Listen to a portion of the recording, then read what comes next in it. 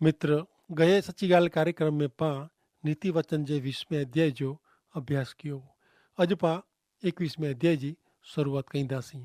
तो सुणो नीति वचन जो पुस्तक तंहिंजो 21वां अध्याय ने तंहिंजी पहली ने 2 कलम। पाणी जे वहण जहिड़ो राजा जो मन ईश्वर जे हथ में आहे। हू जिते इच्छे हुते वारीए था। माण्हू जो हर एक मार्ग इंजी पंहिंजी नज़र में था पादरो ॾेखारिजे थो, खासो लॻे थो, पण ईश्वर हृदय जी तुलना कयूं था। ईश्वर हृदय जी सरखामणी कयूं था।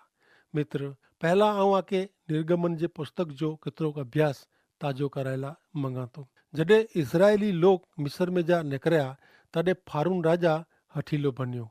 इज़राइली लोग के मिस्र में जा राजा ॾिने पोइ इन जो हृदय ज़िदी बणियो ने हू ज़िद कयईं। पण ईश्वर वचन ॾिनो हो कि आऊं फारून जो हृदय हठीलो करींदो, ज़िदी करींदो। ई माण्हू खे पंहिंजी नज़र में पंहिंजो रस्तो सीधो ॾेखारिजे थो, पण माण्हू जो मन त ईश्वर जे हथ में आहे। तंहिं लाइ माण्हू पंहिंजी मर्ज़ी प्रमाणे वर्ती सघे नथो। यर्मिया जो पुस्तक 17वां अध्याय ने 10वीं कलम में चए था कि आऊं ईश्वर मन में कुरो आहे उहो आऊं गोती कढियां थो। आऊं अंतकरण के એટલે કે હૃદય કે પારખાં તો કે આઉં હરેક કે इन जे आचरण ने इन जी करणी प्रमाणे बदलो ॾियां। मित्र, ईश्वर पंहिंजे हृदय के पारखे था। नीति वचन 21वां अध्याय ने 3 થી 6 कलम। न्यायी ने नेकी जा कम कहिड़ा हू यज्ञ करता पण ईश्वर के વધુ પસંદ आहे। अभिमानी अख ने गर्विष्ठ हृदय हू बूंदे के दीवे जड़ा आहीं, पण हू पाप आहे। उद्योगी जो विचार जो घणे फल मिले थो, पण हरेक तकड़ो निर्धन थिए थो, गरीब थी वञे थो। खोटी जिब से धन मेड़वणो उहो हेॾा होॾा ढसड़ाई वेंदल दुमाड़े जहिड़ो आहे। अहिड़ो करींदल मौत मंगे थो। 3 कलम में जणायो आयो कि यज्ञ करता न्याय जा कम ईश्वर के વધુ पसंद आहे। मित्र, ईश्वर माण्हू वटां यज्ञ ने अर्पण जी इच्छा रखे नथा, पण माण्हू जे जीवन जे खासे कम से ईश्वर के आनंद थिए थो। जॾहिं पाण न्यायी ने शुद्ध जीवन जीवूं था, उहो ईश्वर के चढ़ावेल अर्पण जहिड़ा आहिनि। मित्र, यज्ञ ने अर्पण चढ़ाई ने पण जो माण्हू जे मन में पाप रेलो वे त इन जो कोई ज अर्थ आहे न। तंहिं लाइ लिखे में आयो आहे कि पंहिंजा ख़ासा कम ईश्वर के વધુ पसंद आहिनि। 4 થી 5 कलम में जेकी लिखे में आयो आहे उता गर्विष्ठ मन, अभिमानी हृदय विषे जणायो आहियूं।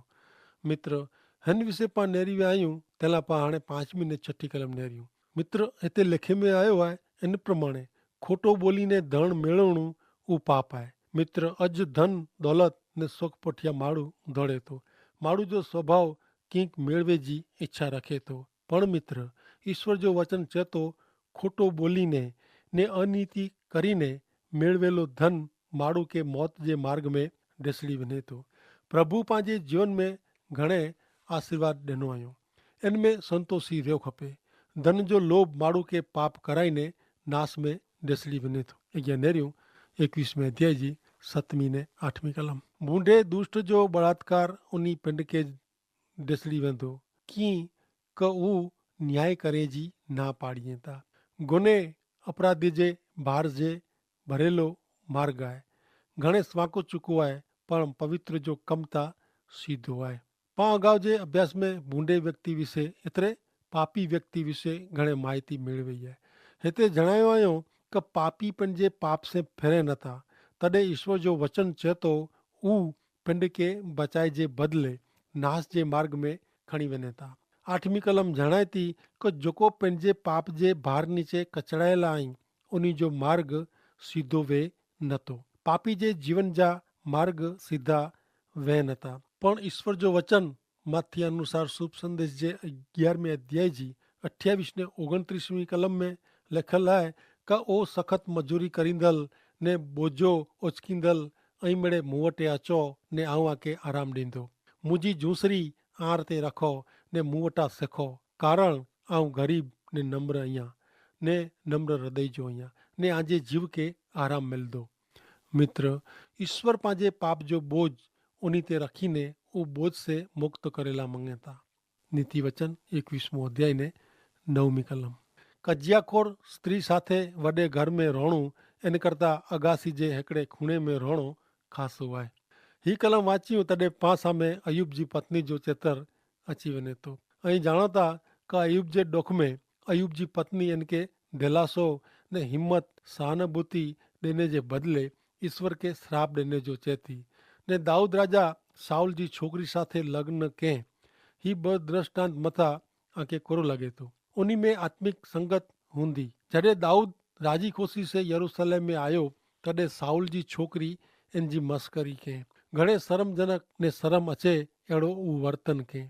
मित्र कुरो इन जो पत्नी तरीक़े जो वर्तन ख़ासो चई सघिजे। हिते जणायो आयो कि कजियाखोर स्त्री સાથે રહેણું इन करता अगासी जे खूणे में हिकला पियाओ उहो ख़ासी आहे। हाणे नेरियूं नीति वचन जे 18वें अध्याय जी 22મી कलम में कुर थियनि था। जंहिंखे पत्नी मिलई इनखे ख़ासी चीज मिलई समझणी ने इनखे ईश्वर जी कृपा मिले थी। आजे जीवन में ईश्वर जी इच्छा पूरी थियली वे त कुटुंब आशीर्वादित बने थो। पण जॾहिं ईश्वर जी इच्छा खे मान ॾिने में नथो अचे, ईश्वर इच्छा प्रमाणे वर्ते नथा, तॾहिं घर में लड़ाई झगड़ा थियनि था। घर में अशांति जो वातावरण ऊभो थींदो। माण्हू जे हृदय में शैतान राज करे थो। कुटुंब में सुख शांति ने प्रेम पवित्र ईश्वर जी हाजिरी से अचे था। नीति वचन 21मो अध्याय 10 થી 13 कलम। दुष्ट जो आत्मा बूंढो इच्छे तो इन जी नज़र में इन जो पड़ोसी पण कृपा पात्र ॾेखाजे नथो। तिरस्कार करींदल के शिक्षा थिए थी तॾहिं बोरो साणो बने थो ने ડાયે माण्हू खे शिक्षण मिले थो। उहो विद्वान थिए थो।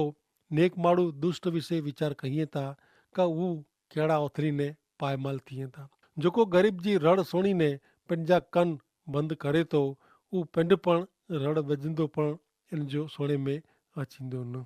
मित्र जंहिंजे हृदय में ईश्वर जी हाज़िरी न आहे अहिड़े व्यक्ति जे हृदय में कॾहिं पण ख़ासा वीचार का इच्छा वहे नथा। पापी माण्हू हमेशा बूंढा कम विषय वीचारे थो, कारण इन जे हृदय ते शैतान जो कब्जो वे थो। पण दुष्ट पिंड खे इन जे कम जी शिक्षा करे में अचे थी। अनुभव उत्तम शिक्षक आहे। ही सुवाक्य અહીં વારંવાર વાંચ્યો हुनो। जॾहिं पाण अमुक अनुभव में जा पसार थियूं था तॾहिं जीवन में घणे सीखी सघूं था। पण जेको ડાયો आहे अथवा ज्ञानी आहे उहो हरेक बाबति अनुभव मथां सिखे नथो। पण जॾहिं बूंढे एतिरे पापी खे शिक्षा थिए थी इन मथां बुद्धिशाली व्यक्ति पंहिंजे जीवन जी वधू संभाल रखनि था। मित्र ही जीवन में उतारणो घणे अगत्य जो आहे, ज़रूरी आहे। हरेक बाबति अनुभव मथां सिखी सघिजे थी। उहो मञणो भुल भरेलो आहे। घणे वार ॿिया अनुभव मथां पण जीवन में घणे वॾी सिखामण मिले थी। जेको ज्ञानी आई बुद्धिशाली आई उहो चतुराई से पंहिंजे जीवन में बोधपाठ मेળવે था। हिते 13મી कलम में जणायो आयो इन प्रमाणे जहिड़ो वर्तन અહીં ॿिए સાથે કર્યો था अहिड़ो ज वर्तन व्यवहार आ સાથે करे में अचींदो। घणे वार पाण ॿिए जी इच्छा ने लाॻणी जो वीचार करे वग़ैरह अयोग्य कम कयूं था ने न शोभे अहिड़ो वर्तन कयूं था।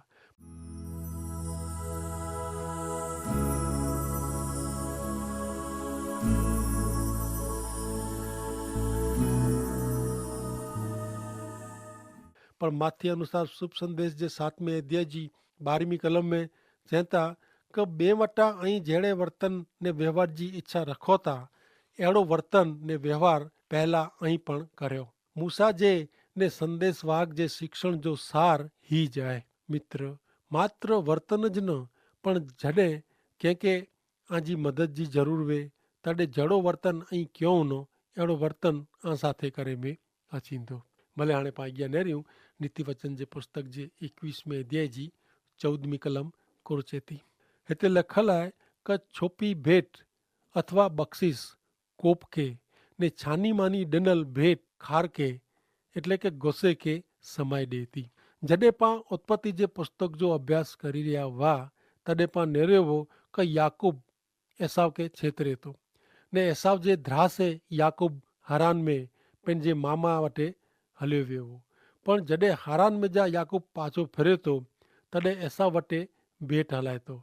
उत्पत्ति जो पुस्तक 32 अध्याय ने 14 कलम में उहो कहिड़ो भेंट हलाए थो उहो पाण नेरियूं। उहो भेंट हलाए थो, हिन में जेको वस्तु हुई उहो 200 बकरी, 20 बकरा ने 20 घीटी ने 20 घेटा। एसाव हिकिड़े टाइम ते पंहिंजे भाउ याकूब खे मारी वेझेला गोतींदो हो, पण जॾहिं याकूब सामे हलीने एसाव खे मिलेला अचे थो तॾहिं एसाव हिन खे नुक़सानु करे नथो। कारण ईश्वर जो आत्मा एसाव जो हृदय बदिली वेंदे में, तंहिंला बदिलो गिने जो वीचार छॾी ॾिने में। ई छुपी बख़्शीश ने छानी मानी ॾिनल भेंट गुस्से खे शांत करे थी। पण मित्र, मुख्य बाबति उहो आहे कि इन में ईश्वर जो आत्मा कमु करे थो। हाणे पाण अॻियां नेरियूं नीति वचन जे 21 अध्याय जी 15 थी 22 कलम। नेकीवान न्याय करे में राजी थियनि था, पण बूंढा कमु करींदले खे विनाश जहिड़ो आहे। उहो ॿुधी जी वाट में जा भटकी वेंदल माण्हू मरेले जी सभा में अची पवंदो। मौज शौक़ करींदल माण्हू ग़रीब कंगाल थी वेंदो। द्राक्षा रस ने तेल जो रसियो पैसे वारो थींदो न। ने नेकीवान जो बदिलो बूंढे खे ने प्रमाणिक जो बदिलो कपटी खे भरणो पवंदो।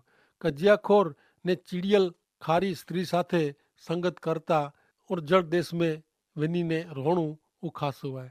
ज्ञानी जे मकान में कीमती भंडार ने तेल आई, पण मूर्ख माण्हू इन खे स्वाहा करी वञे थो। जेको नेकी ने दया जो अनुभव करे थो इन खे जीवन, नेकी ने आबरू मिले था। ज्ञानी माण्हू समर्थ नगर जे कोट मथे चढ़े थो ने जन शक्ति ते इन जो भरोसो वो इन खे उहो तोड़ी विझे थो। माण्हू जेको प्रभु जे द्राह में जीवे थो ने ईश्वर जे वचन जो अमल करे थो तंहिंखे ईश्वर जीवन, नेकी ने आबरू ॾिए था। मित्र, हिते जीवन एतिरे आशीर्वादित जीवन जी ॻाल्हि करे में आई आहे जंहिंमें ईश्वर वटां हृदय जी शांती ने सुख मिलनि था। ईश्वर जा लोग मान जे लाइक़ु बने था। तंहिं लाइ ईश्वर उन जे नेक ने न्यायी जीवन खे प्रतिष्ठित कईं था ने प्रतिष्ठा ॾियणाईं था। 21 अध्याय ने 23 ने 24 कलम। जेको पंहिंजे मौजी ने जिब जी संभाल रखे थो उहो संकट में जा पंहिंजे आत्मा जो रक्षण करे थो। माण्हू जेको अभिमानी वे थो इन जो ना तिरस्कार करींदल आहे। उहो अभिमान से मुड़साई वताई जीवे थो ने वर्ते थो। पाण नीति वचन में वारंवार जब विषय नेरी विया आहियूं।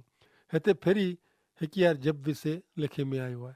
23 ने 24 कलम ध्यान से वाचियूं त सम्झंदो कि माण्हू जी जब ने माण्हू जो अभिमान ही बॉय जीवन जा वॾा दुश्मन आहिनि। माण्हू जे मौजा अशुद्ध शब्द से ईश्वर ॾोखी थिए था। वरी जीवन ॾींदल ने माण्हू खे मिड़े आशीर्वादित करींदल ईश्वर आहिनि त माण्हू कहिड़ी रीते अभिमान करी सघे ने अभिमानी व्यक्ति जो वर्तन कहिड़ो वेठो इन विषय 24 कलम में जणायो वञो। अभिमानी माण्हू मुड़साई करी बेफ़िक्रो जीवन जीवे थो।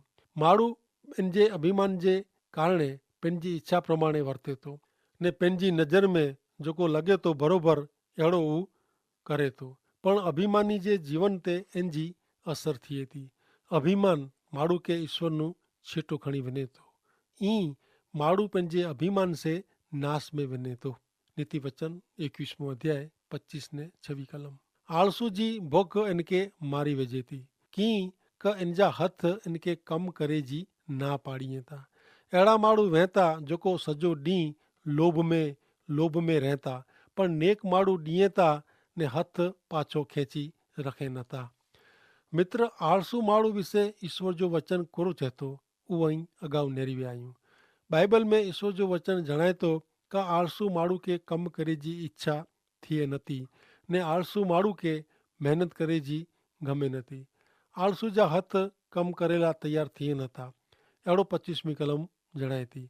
26 कलम प्रमाणे माण्हू लोभ में जीवे था। मित्र, जॾहिं माण्हू खे महिनत करे बग़ैर फ़ाइदो थिए त इन जे हृदय में लोभ उत्पन्न थिए थो। इन जे प्रमाणे वधू मेड़वे जी माण्हू इच्छा रखे थो।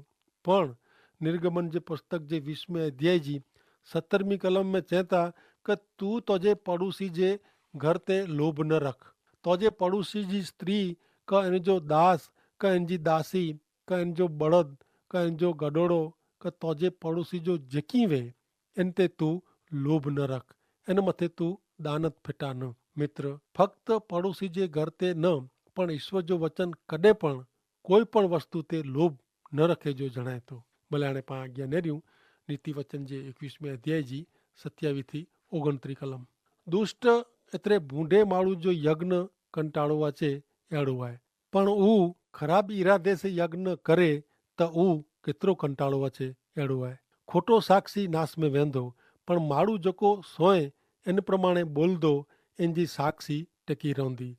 ભૂંડો માળું પણ જો મોં કઠોર કરે તો ખારો કરે તો, પણ પ્રમાણિકતા પણ જે માર્ગ જો વિચાર કરી વર્તે તો. મિત્ર, હિન કલમ વિશે પા વિચાર કહ્યું તેમ પહેલાં આવું આ કે આ સામે માથી અનુસાર શુભ સંદેશ જે 27મી અધ્યાયજી 59-60મી કલમ વાંચી દો. હિતે લખેલ है કે यूसुफ ईसु जो सब उपाड़े ने सणजे नवे कपड़े में वींटे ने इनके खणी ने खड़क में खोदेल पिंजी नवी कबर में रखे. पोइ कबर जे प्रवेश द्वार वटे हिकिड़ो वॾो पाइण रखीने हू हलियो वियो. इन ज प्रमाणे माथी अनुसार शुभ संदेश जे 27મી अध्यायजी 11-14 कलम में पण ईसु के राज्यपाल वटे हाजिर करे में आया ने इनके सवाल पूछ्यो, कोरो तू यहूदीअ जो राजा आईं? ईसु जवाब ॾिनो, અહીં જ इन प्रमाणे चौथा. मुख्य यज्ञकार ने આગેવાન જે આરોપ વિશે હું ચૂપ રહ્યા. તેલા પિલાત ફેરી પૂછે, ही लोग जेको आरोप रखे था ऊ तू सुणे नथो? पण ईसु जवाब में हिकिड़ो पण शब्द बोलिया न. તેલા રાજ્યપાલ के घणे नवाई लगी. मित्र, पा નીતિ વચન જે 21મી અધ્યાયજી 27-29 કલમ વાંચી. એની સાથે માથી અનુસાર શુભ સંદેશ જા ही બદૃષ્ટાંત સરખાયું તો પ્રભુ ઈસુ ખ્રિસ્ત ન્યાયીવા ને સચ્ચાવા. તેલા એનજા વિરોધી ખોટી સાક્ષી સે ઉની તે આરોપ રખી શક્યા ન. વરી રાજ્યપાલ પિલાત વટે ઈસુ हिकिड़ो પણ શબ્દ બોલ્યા ન. મિત્ર, આ વાક્ય જણાયેલા મંગાતો કે ઈશ્વર જો વચન ચેતો એને પ્રમાણે ખોટે સાક્ષી જો નાશ થींदो. વરી પિલાત જે વર્તન સામે ઈસુ કઠોર શબ્દ બોલ્યા ન. કારણ ઈસુ તા ઉની જે પિતા કે આધીન રહી ઈશ્વર પિતાજી ઈચ્છા પ્રમાણે કમ કહીંदा हुआ. તેલા ઈસુ શાંત રહેજો ખાસો લેખ્યો. કારણ અપ્રમાણિક ને ખોટે લોક વટે ઉની જો બોલણો અર્થ વગર જોવો. વરી ઉની જા પિતા એટલે દેવ બાપ પેંડ જે પોતરલા માર્ગ કરેવાળા વા. ઈ દુષ્ટ પાપી ને ખોટા એટલે શેતાન જે બાળક સામે પ્રભુ જે બાળક જો વર્તન બુદ્ધિ ને સમજદારી પ્રમાણે વેતો. ભલે પા આજ્ઞા નેર્યું નીતિ વચન જે 21મી અધ્યાયજી 30-31 કલમ. ઈશ્વર વિરુદ્ધ હલે એડો કોઈ પણ જ્ઞાન બુદ્ધિ કે મસલત નાય. ઘોડો યુદ્ધ જે ડીલા લડાઈ જે ડીલા તૈયાર કરે में अचे तो પણ जीत ता ईश्वर से જ मिले थी. मित्र, जॾहिं ईश्वर पां भेरा वह तॾहिं कोई अहिड़ी ताक़त કે શક્તિ નાય કે જેको માળું તે જીત મેળવી શકે. કારણ ઈશ્વર ઉની જે બાળક જી સંભાળ રખે था.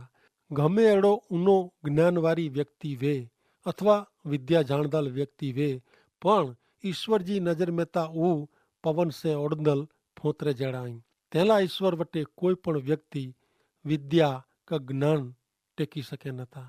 ગીત શાસ્ત્ર જે પુસ્તક જે 27મી અધ્યાયજી 3 ने नीति वचन 21મી अध्यायजी 31મી कलम में घोड़े जो दृष्टांत देने में आयो है.